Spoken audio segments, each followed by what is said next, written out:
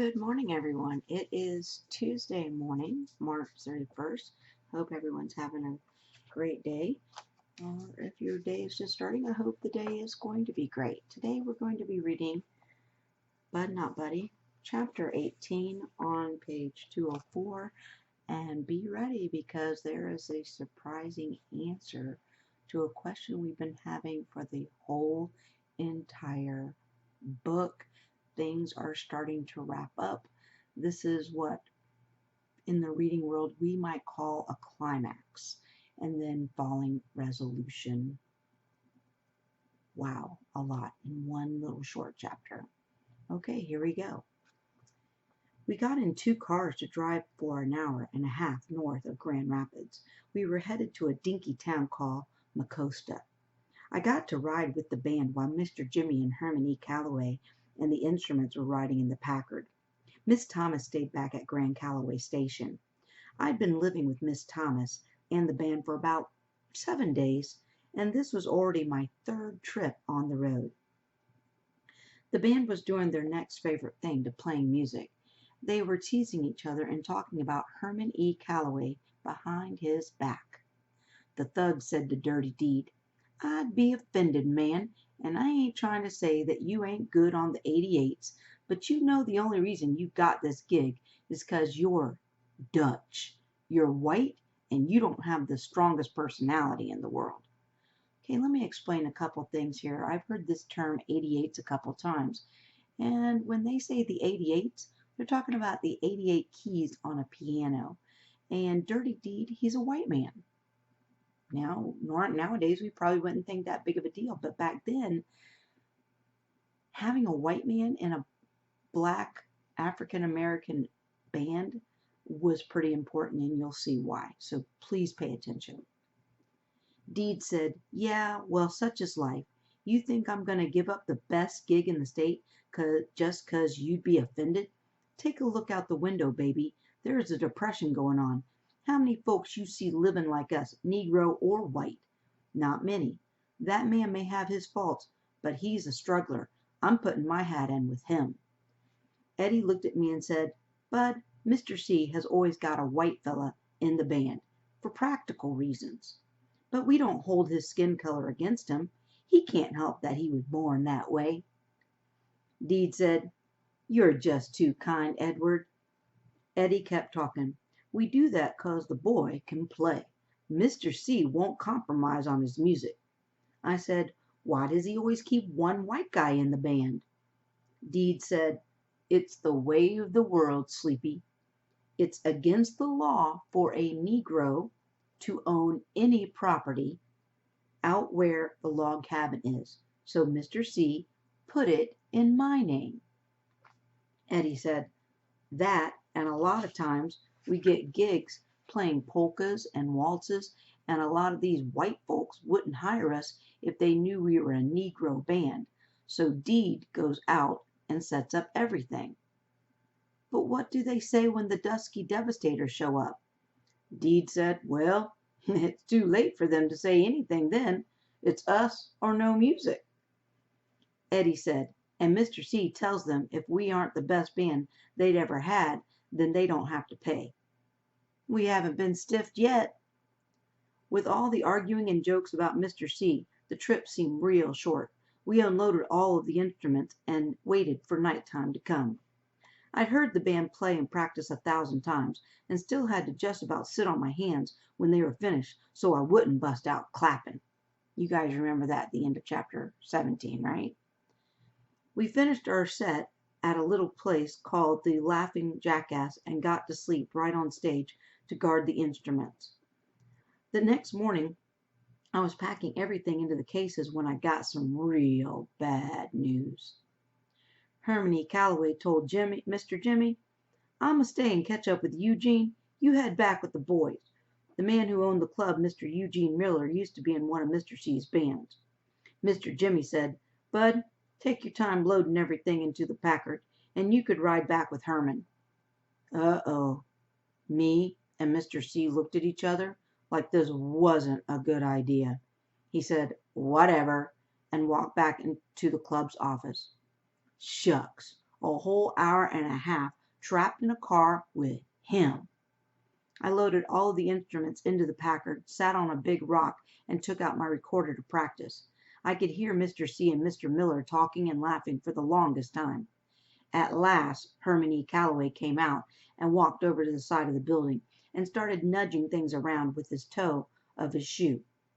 I walked over to watch what he was doing. When I got next to him, I could see that it was just rocks he was pushing around. Finally, he grunted a couple of times and started to bend over, but his big belly got in the way and wouldn't let his arms reach to the ground.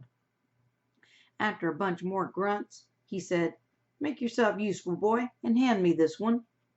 "This what, sir?" "This stone. This one."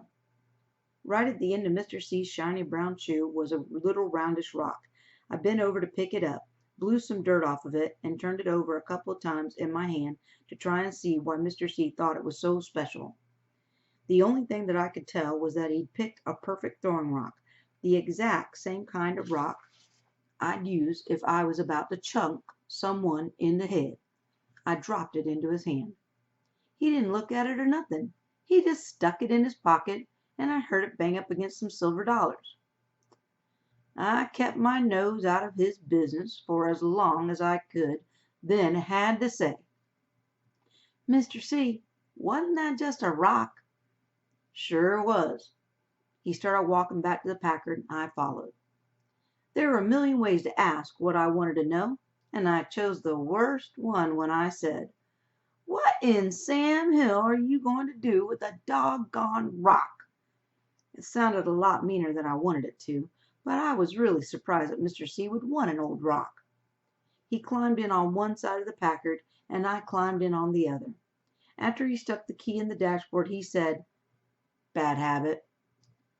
Then he leaned over toward me and opened the glove box of the car. There weren't any gloves or maps or papers in the box, just a bunch of perfect throwing rocks. They all looked like they had writing on them. Rocks with writing on them. Have we read about rocks with writing on them in this book? Like way back at the beginning? Like in someone's suitcase? I wonder if there is a connection. I reached in and took one of the rocks out. Written on the back of it was Idlewild M. 5236. I took another one and it said Preston Inn 6436. These were just like my rocks. I took one more and it said Chicago Ill 31932. I looked over to Mr. C and said, "I got some of these, sir." He said, "Really? I've got some." He looked at me, shifted his pipe away from talking side of his mouth and said, "Bud, I know you're not the sharpest knife in the drawer, and I hate to be the bearer of bad tidings, but those are found all over the world. In fact, they're about as common as rocks." I almost didn't answer him, but since I didn't want to look so stupid, I said, "Yes, sir, but mine have writing and numbers on them too." He said, We kept driving. Finally, I said to him, "You don't believe me? I'll show you." I dropped his 3 rocks back into the glove box and closed it, then climbed over the front seat to get at my sax case. I found it and set it on the back seat and unlocked it. As soon as I opened the top, that smell of old spit and crumpled up velvet and mildew came rushing out, and it was still great. I lifted the little door that covered my rocks and took 2 of them out. I climbed back over the front seat but kept the rocks covered in my hand. If he was going to see these, he was going to have to ask first. I crossed my arms across my chest and waited. It's a good thing I've got lots of patience, because I waited a long, long time. When we finally got back to Grand Calloway Station, Mr. Jimmy helped us unload the car. Finally, I decided that Mr. C had waited long enough. I stuck my rocks in his face and said, "See, I told you I had some rocks like those. The only difference is mine say Flint M.8.11.11 and Gary in .6.13.12. He said, Where did you find these? Didn't I tell you not to do any rummaging around in that room you've been sleeping in? He reached for the rocks. I don't know why, but I let him take them. He was the first person other than Bugs that I'd ever let touch the rocks that my mama had given me. Mr. C turned the rocks over and over in his hands and said, "Well, where did you get these?" Uh-oh. I could tell by the way Herman E. Calloway was holding my rocks that he didn't plan on giving them back to me anytime soon. I kept watching his hand, waiting for a chance to snatch my rocks and get out of there. If I could get my hands back on my rocks, I knew I could outrun Mr. C, even though he was a lot stronger and his legs were a lot longer than mine. Herman E. Calloway said, "Answer me. Where did you take these from?" Mr. C sounded meaner than he'd ever had before. Mr. Jimmy heard him and put down the box he was carrying and walked over to us real quick. Herman E. Calloway had the rocks squeezed tight in his right-hand fist and had his left-hand fist balled up like he was ready to fight. Mr. Jimmy said, "Herman, what's this? What's wrong?" He stood between me and Mr. C. Herman E. Calloway said, "I told you about this boy from the word go. He's been snooping through things in the house that he's got no business being in. He stole these." I said, "No, sir, I did not." Mr. C said, "Then where did you get them? I'm not going to ask you again." He unsqueezed the rocks in his hand. I was surprised they hadn't turned into diamonds or dust, the way he'd been holding them so tight. Mr. Jimmy took my 2 rocks from him. He looked at the writing and said, "Flint, Michigan, August 8th, 1911, and Gary, Indiana, July 13th, 1912. That's more than 25 years ago." He squatted down and looked right at me and said, "Son, where did you find these? Just tell the truth." I kept one eye on Mr. C. He still looked like he was getting ready to jump funny on me. I said, "Mr. Jimmy, I didn't find them or steal them from nowhere. These have always been mine. I got them from my mama, and that's the swear for God truth.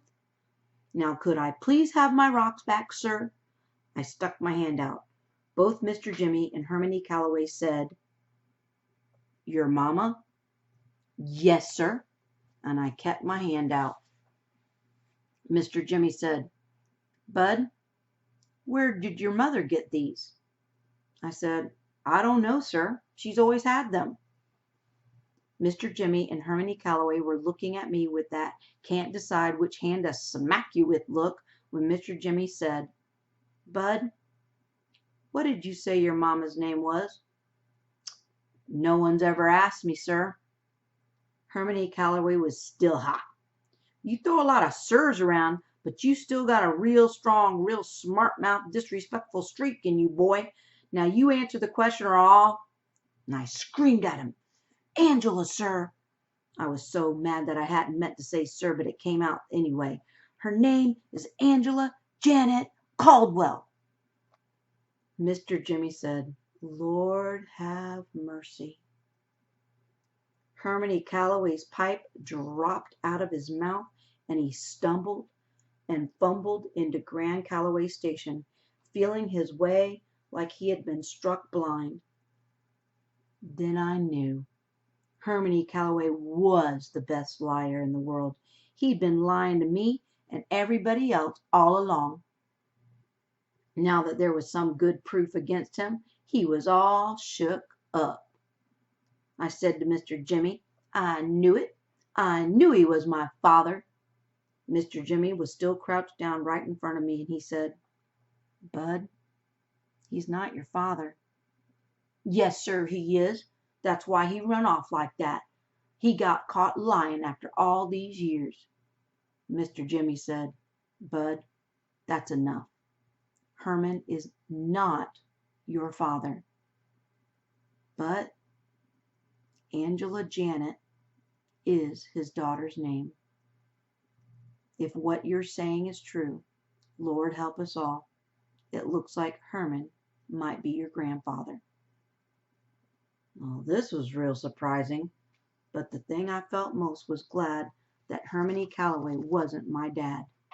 Shucks, Who'd want a daddy that on top of being so old and so doggone mean had such a big belly? Not me. All right, don't forget to take your quiz.